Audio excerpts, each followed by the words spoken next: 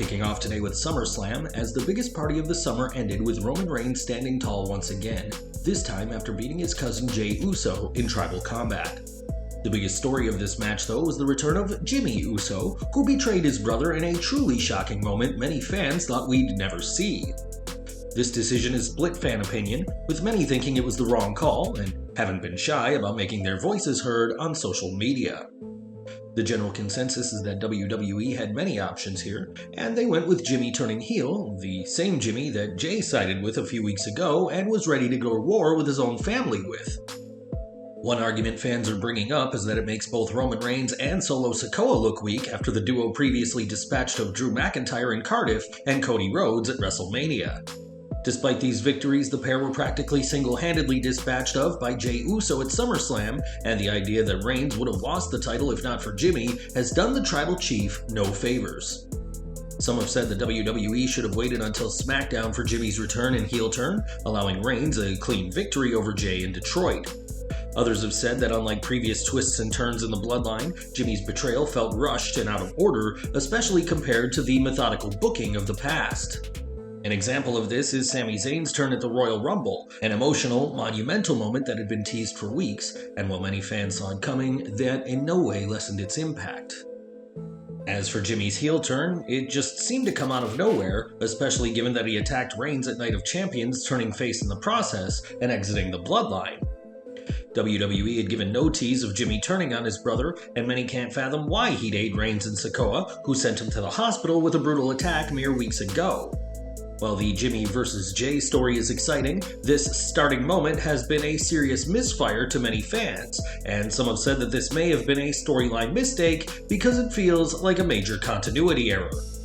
In fan-recorded footage after SummerSlam went off the air, Jey was seen in the ring and was eventually able to get to his feet after a devastating spear through a table.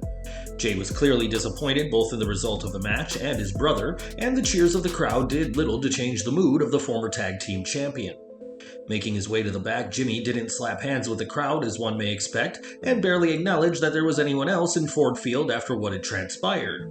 But what are your thoughts on Jimmy Uso's betrayal? Do you believe it was an unnecessary swerve, as some have called it? Or are you excited for this next chapter? Let us know in the comments. SummerSlam was much better to Logan Paul, who defeated Ricochet in the Mavericks' 7th match with WWE, and another impressive outing. Paul was delighted that Ricochet's fiancée Samantha Irvin declared him the winner, but things turned nasty later in the night. Given his match was the first bout of the night, Paul left SummerSlam to make it to his brother Jake's boxing match with Nate Diaz, but Logan got into a legitimate brawl of his own. In footage recorded from the crowd, Logan can be seen getting into a fight with someone at ringside after some clearly unsavory comments from both sides. The video doesn't pick up what exactly was said, but it was enough to cause Paul to start throwing punches, though security quickly intervened before things could escalate. At this time, WWE has not given a statement about Logan Paul's behavior at the fight, but something may come out within the next few days. With his massive social media presence, Logan Paul is one of WWE's most recognizable stars despite his few matches, but what happened at his brother's fight is hardly a good look for Paul or WWE. In the World Heavyweight Championship match, Seth Rollins retained against Finn Balor, and the Irish superstar was also busted open during the match. According to sources, it is believed that Balor was busted open after a series of headbutts by Rollins, and that a dive from Seth out of the ring to Balor was the final straw that led to Finn bleeding from his mouth. It was Damian Priest's interference that would accidentally cost Balor in the match, as when he gave Finn his briefcase to strike Rollins with, Balor didn't trust his Judgment Day ally. This gave Seth enough time to recover and hit a stomp onto Balor and onto the briefcase, and once again, there is trouble brewing in the Gothic faction. Post-match, Balor and Priest stared at each other as the cameras moved on to other things, but as revealed in fan footage, things aren't easy between Mr. Money in the Bank and his ally. Post-match, Balor and Priest stared at each other as the cameras moved on to other things, but as revealed in fan footage, things aren't easy between Mr. Money in the Bank and his ally. Though WWE didn't show it on the broadcast, Dominic Mysterio and Rhea Ripley tried to keep the pair from arguing any longer, but it seems inevitable that a split is coming. To be fair, it wasn't too long ago that a split seemed inevitable, but Balor and Priest were able to reconcile, so the big question is to whether they can make amends again after SummerSlam. Balor's efforts to get payback on Seth Rollins for SummerSlam 2016 came to naught thanks in part to Priest. And do you think the Judgment Day can survive this? Let us know in the comments. At SummerSlam, Brock Lesnar came up short against Cody Rhodes in the third premium live event encounter between the two stars. In a post-match spot, the two shook hands in a sign of respect, signifying the end of their feud, and this show of mutual respect between the pair was entirely genuine. Speaking on the post-SummerSlam press conference, Triple H spoke about the match and revealed that the handshake wasn't something WWE had planned in advance. He said, "I know that Cody said he hasn't had time to digest the Brock Lesnar moment after their match. Completely unplanned, completely in the moment, and for me, Brock Lesnar is such a unique athlete, but I don't think he gets the credit for being one of the all-time greats at this, right? Unbelievable athlete at the highest of levels, but just talking about sports entertainment, in my opinion, one of the greatest of all time."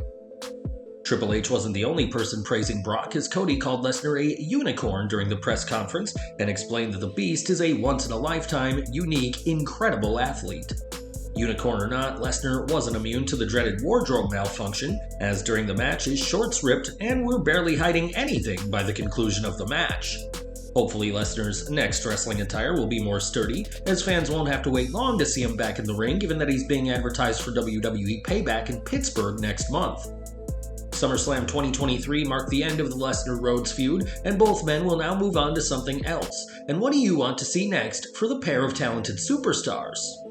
More from SummerSlam, as the show saw Shayna Baszler best her real-life friend Ronda Rousey in the first ever MMA rules match. Many expected the match to have been the last for Rousey, over 5 years after her debut at the 2018 Royal Rumble, but producing this match was no easy feat. During Wrestling Observer Radio, Dave Meltzer stated that there were some issues between WWE creative and the talent regarding as to how far this MMA rules match should have gone. More specifically, it was said that there were some people stuck in the mindset about combat and others who think a different way. Rousey herself was said to be adamant over the finish and wanted to make sure that she put Baszler over, giving her friend arguably the most high-profile victory of her entire career. On Twitter after the match, Baszler shared some of her bruises and her arm was in a brace, but said that the cost was worth it to beat Rousey. Sources were able to confirm that Rousey is indeed leaving WWE, but that she spent her time in SummerSlam expressing gratitude to several people backstage for helping her career. Despite her abrupt exit from WWE, Rousey is leaving on very good terms, and would you like to see her one day return to WWE? Or is a UFC return a better fit? Sound off in the comments. One of the biggest names to ever sign with WWE, Rousey's final match is a huge deal, but the fans in Detroit's Ford Field clearly felt different. The first, and possibly last, MMA rules match took place after the Slim Jim Battle Royal, and despite the history behind the feud in WWE's promo videos, many fans simply weren't interested. Video from the crowd in Ford Field shows fans leaving in droves during the Ronda Rousey and Shayna Baszler match, presumably to go to the bathroom or check out the merchandise stands. Ultimately, Baszler got the submission victory over Rousey and earned a decent ovation from the crowd, despite many missing a large chunk of the match. As to what Baszler will do next, who's to say, but did you enjoy the MMA rules match? Or would you have been one of the many heading to the bathroom if you'd been inside Ford Field? And we're ending today with Kairi Sane, as over the weekend news broke that she signed a new contract with WWE, close to 2 years after her previous deal expired in late 2021. The last time Kairi was on WWE TV as a wrestler was in mid-2020, as she requested to be taken off of TV so she could return to her native Japan, but her return to TV won't be immediate. On Wrestling Observer Radio, it was explained that Sane has some non-WWE dates left, and her return won't be until November at the very earliest, as she has made it clear that she will fulfill her scheduled appearances. Kairi signed with Stardom under the impression she'd be the biggest female star of New Japan, but that was before Mercedes Moné was signed. And now Sane is ready to return to WWE, but won't be on TV just yet.